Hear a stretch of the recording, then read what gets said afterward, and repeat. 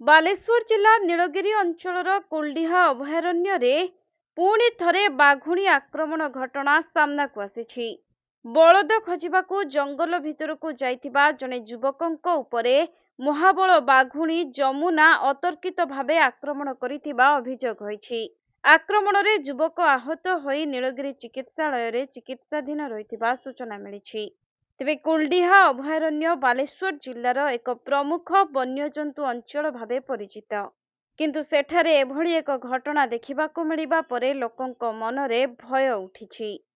ମିଳିଥିବା ସୂଚନା ଅନୁଯାୟୀ ବାଲିଆନାଳ ବିଟ୍ ଅଧୀନ ନଟାପଡ଼ା ଅଞ୍ଚଳର ସୁନୀଲ କୁମାର ସିଂ ନିଜର ହଜିଯାଇଥିବା ବଳଦକୁ ଖୋଜିବା ପାଇଁ ଜଙ୍ଗଲ ନିକଟକୁ ଯାଇଥିଲେ।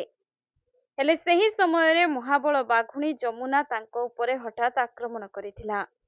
ବାଘୁଣୀର ଆକ୍ରମଣରେ ସୁନୀଲ ଗୁରୁତର ଭାବେ ଆହତ ହେବା ପରେ ସ୍ଥାନୀୟ ଲୋକେ ଏବଂ ବନ ବିଭାଗର କର୍ମଚାରୀମାନେ ତୁରନ୍ତ ଘଟଣାସ୍ଥଳରେ ପହଞ୍ଚି ସୁନୀଲକୁ ଉଦ୍ଧାର କରିବା ସହିତ ନୀଳଗିରି ଚିକିତ୍ସାଳୟରେ ତାଙ୍କୁ ଭର୍ତ୍ତି କରିଥିଲେ। ସେପଟେ ଏହି ଘଟଣାକୁ ନେଇ ସ୍ଥାନୀୟ ଅଞ୍ଚଳରେ ଦେଖାଦେଇଛି ଭୟର ବାତାବରଣ। ବନ ବିଭାଗ ପକ୍ଷରୁ ଜଙ୍ଗଲ ନିକଟକୁ ନ ଯିବା ପାଇଁ ଏବଂ ସମସ୍ତଙ୍କୁ ସତର୍କ ରହିବାକୁ ପରାମର୍ଶ ଦିଆଯାଇଛି।